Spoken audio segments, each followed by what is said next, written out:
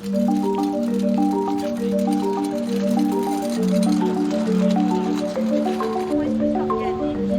président de la Fédération Guy Cormier nous dit « Tu ne restes pas en affaires pendant 123 ans sans t'adapter. » Mais la fermeture des points de service, des guichets automatiques, est en train de nous ramener 100 ans en arrière.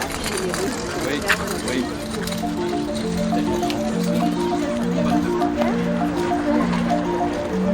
Dans ma région, ils en ont fermé un. Puis moi, j'étais un commerçant aussi. Là, je suis obligé de faire une heure de route pour aller faire mes dépôts. Fait que c'est toute cette envergure-là que moi, je vis au quotidien. Pour moi, ça me touche de près. Fait qu'on voit aussi, bien, au travers de ce qu'on a entendu, de ce qui se passe dans certaines petites régions où ce que la distance est vraiment problématique, fait que ça crée un impact là, majeur, même pour les commerces.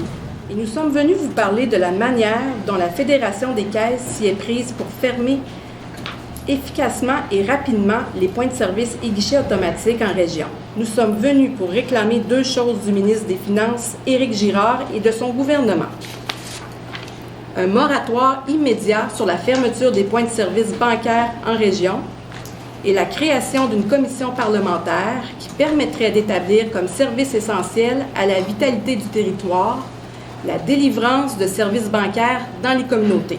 On annonce une fusion au mois de l'automne passé. Au mois d'avril, le 3 avril, si je me souviens bien, on débarque à la mairie en nous annonçant qu'on ferme totalement notre caisse, guichet, service au comptoir, ainsi que la vente du bâtiment. Seulement 6 jours avant l'Assemblée générale. C'est une manière de faire de Desjardins qui est devenue coutume, de prétendre être à l'écoute de ses membres, mais ne pas l'être. On s'est assuré justement que l'ensemble, même les travailleurs, quand la maire, comme moi je l'ai su, les travailleurs n'étaient même pas informés. Aucun membre n'était informé de cette situation-là.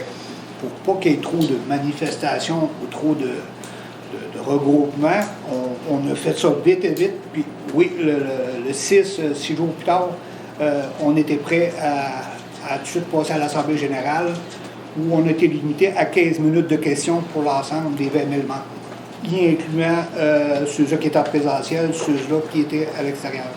Vous voyez, tout ce qui peut avoir de catimanie là-dedans, c'est aucunement... On n'avait pas le droit de poser de questions. On ne pouvait pas avoir de vote supplémentaire sur la fermeture, c'était impossible. Les caisses, via l'article 242, se protègent derrière en disant que c'est les administrateurs qui décident. Au niveau du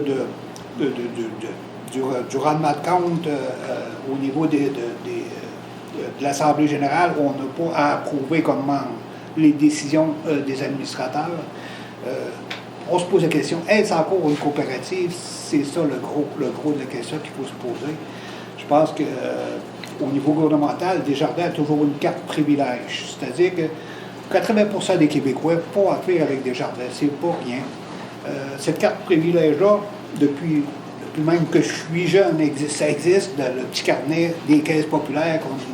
Oui, on nous apprend des choses, sauf que c'est quand même un moyen d'entrer dans les écoles primaires, dans les cégeps, dans les campus universitaires. C'est ça qui est de valeur aujourd'hui. S'ils remplissent leur mission au niveau du communautaire, ça va. Mais à ce niveau-là, ils ne sont pas là bien. Monsieur Nadeau? Je vais peut-être compléter encore un peu, comme M. Deschênes le disait, Mme Audette, au niveau de la façon de fermer dans notre secteur pour Saint-Gervais, entre autres. J'ai reçu le téléphone du directeur général le 14 février au matin pour m'annoncer que la Caisse Saint-Gervais fermait définitivement comptoir et guichet le 8 mars. Donc, à peine 3 semaines et demie d'avis. Puis le téléphone a duré à peine 5 minutes, mais je voulais essayer de trouver une façon d'avoir une mesure transitoire, ces choses-là. C'était décidé, il n'y avait pas de moyen de retour possible. Donc, c'est une façon, comme M. Deschênes disait, puis Mme Audette tantôt, quand vient le temps de fusionner des caisses, et j'ai fait partie à la fin des années 90 de la fusion des caisses à ce moment-là. J'étais président de la Caisse Saint-Gervais. Il fallait faire des assemblées générales pour faire accepter la fusion. Mais quand vient le temps de fermer une caisse, 5 minutes de téléphone, puis c'est suffisant, la caisse ferme sans aucun autre recours. C'est lourd d'impact aussi pour l'ensemble des citoyens, autant pour les personnes âgées qui, des fois, doivent se déplacer puis n'ont pas nécessairement toujours des autos. nos petits commerces de proximité, qu'il y a encore des gens qui payent avec de l'argent. Donc, il faut que quelqu'un parte sur les heures d'ouverture de la caisse pour aller à un comptoir voisin. Parfois, pour nous, c'est environ 15 km. Pour d'autres, ça peut être 30, 40 km pour se rendre, pour aller chercher du change, pour être capable de répondre à leurs besoins. Donc, c'est du temps sur le temps de travail, c'est des coûts. C'est des coûts aussi pour l'ensemble des citoyens de se déplacer régulièrement dans les caisses voisines, les points de service qui restent pour aller chercher les services. Donc, c'est du temps, c'est des coûts. Fait que ces coûts-là, pour moi, sont largement supérieurs aussi aux contributions des fonds communautaires qu'ils peuvent nous donner pour certaines activités ou projets qu'on a dans nos milieux. Ça a un coût aussi pour nos commerces qui doivent éventuellement aller faire des dépôts éloignés. Donc, un risque éventuellement que quand ils vont se promènent sur la route avec des montants d'argent pour aller faire des dépôts dans des caisses environnantes ou dans des comptoirs environnants, il y a toujours un risque parce qu'il y a des gens qui peuvent savoir qu'ils véhiculent de l'argent. Donc, c'est lourd de conséquences pour nos petites municipalités. C'est moins attrayant aussi pour se développer, pour attirer des jeunes familles, pour croître. Puis, je terminerai pour dire que Desjardins, la mission, on ne peut pas revenir au moment de Desjardins en 1900 parce que la société a évolué. Mais Desjardins a fait son nom, a fait son volume, sa croissance à partir des petits épargnants. Maintenant, puis on dit souvent le mouvement coopératif, c'est supposé qu'on met tout en commun pour s'aider mutuellement. Maintenant, oui, on met en commun, mais on concentre tout dans les plus grands centres, qui fait que c'est lourd de conséquences pour nos petites municipalités, pour notre développement, pour attirer, pour la vitalité de nos milieux. C'est pour ça qu'on voulait dénoncer ce matin la façon de faire de Desjardins. Si au moins il y avait des façons transitoires sur un certain temps d'assurer des services, les gens pourraient s'accommoder de ça, mais là, c'était vraiment une fermeture directe et très peu de temps pour réagir. Dans notre coin, ça a été 5 points de service qui ont été fermés la même journée. Une grande déception de vous voir créer un mur entre nous, les membres et la fédération. Et on est venu vous remettre les pétitions qu'on a recueillies. Il en manque énormément parce que tous les élus ici ont recueilli des pétitions qu'on n'a pas avec nous, mais qu'ils ont dans leur municipalité. Il y en a des milliers. Ici, vous en aurez à peu près 15 000. Et je vais laisser la parole aux élus pour vous manifester, pour vous exprimer. Georges Deschênes de Saint-Gabriel. Avez-vous un petit mot? Oui, juste pour vous dire, c'est des fermetures sauvages qu'on a vécues. Demander aux personnes âgées de se déplacer de 60 à 90 km, je pense que c'est innovable auprès de nos personnes âgées qui ont bâti le mouvement Desjardins, qui l'ont créé. Je pense que ce n'est pas les jeunes actuels qui l'ont créé, c'est nos grands-pères, c'est nous autres, c'est nos mères, nos pères. Puis on se doit un certain respect à ces gens.